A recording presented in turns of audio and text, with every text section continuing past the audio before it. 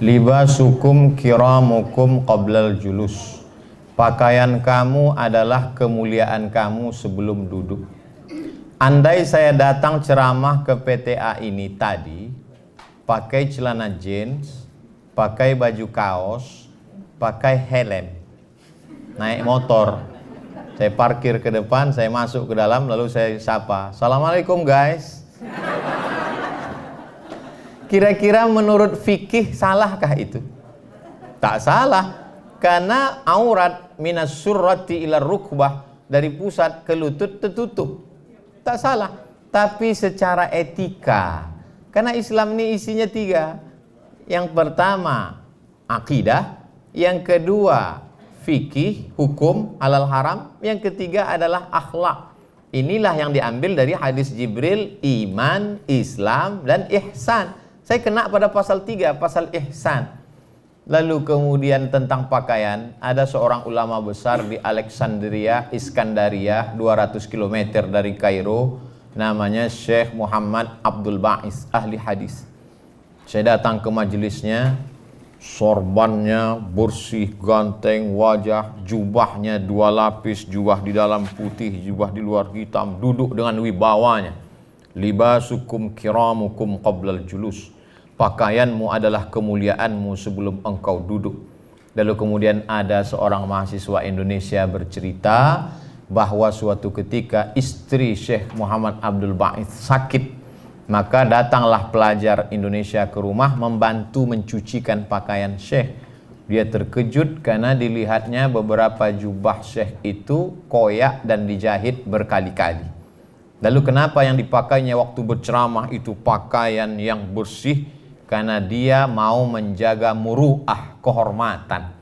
Yang saya maksud tadi adalah sampai berlebih-lebihan menggunakan uang untuk pakaian. Sampai lemari 3 isinya pakaian semua. Sampai Ustadz Somad sendiri kami lihat setiap video tuh bajunya ganti-ganti. Itu di studio punya orang. Habis pakai letakkan lagi. Datanglah orang mengirim WA ke saya, kata dia, "Ustadz tolonglah kasih kain itu ke saya karena saya tengok Ustadz ceramah, habis ceramah dapat kain." Saya bilang kain itu tak ada lagi, di lemari saya hanya tinggal 5 biji kain saja. Kain untuk tidur, kain untuk sembahyang, kain untuk tamu. Kain-kain yang lain tuh habis semua dibagikan. Jangan sampai kita terjebak pada pakaian-pakaian tadi. Tapi bapak-bapak, ibu-ibu, bukan berarti besok semuanya pakai pakaian lusuh kemari. Ini Ustaz Somad memang betul-betul mengganggu ini, kata Pak Ketua. Jadi pertanyaan tadi luar biasa untuk menjelaskan lagi kepada kita pemilahan. Jangan ketika dikatakan jangan mubazir lalu kemudian tidak makan. Kul, makanlah. Washrab, minumlah. Walbas, berpakaianlah. Min ghairi sarafin, tak berlebihan. Wala makhilatin, bukan untuk sombong. Coba kita analisa yang 3 ini. Kul, makanlah. Bagaimana makan tidak sombong? Sekarang ada orang makan sombong.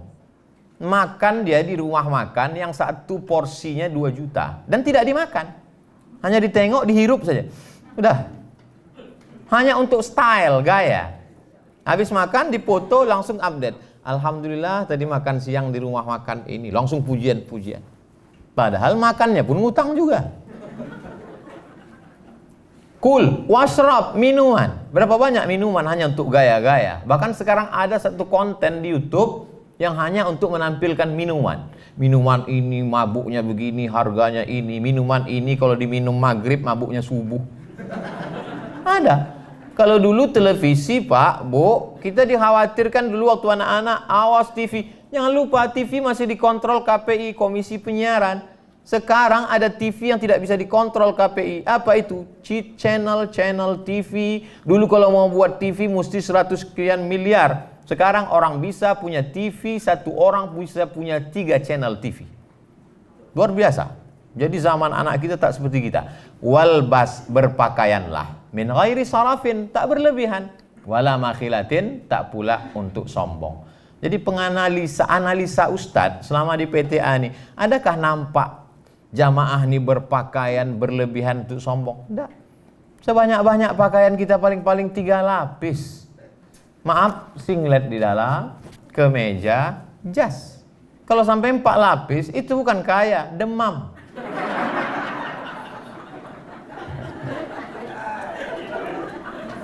Ketika Bapak berpakaian bersih, rapi, maka sesungguhnya Bapak bukan sedang menjaga diri Bapak, tapi Bapak sedang menjaga korps, menjaga PTA, menjaga wibawa.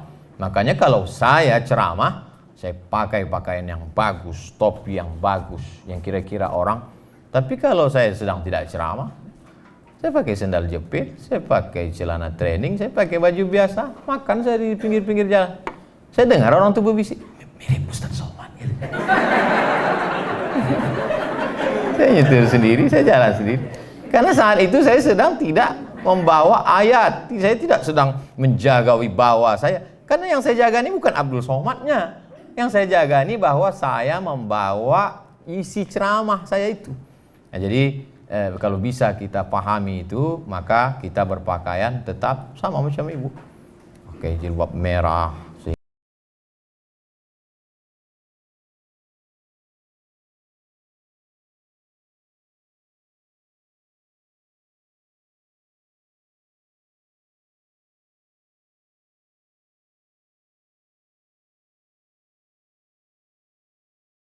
Nabi sallallahu alaihi wasallam.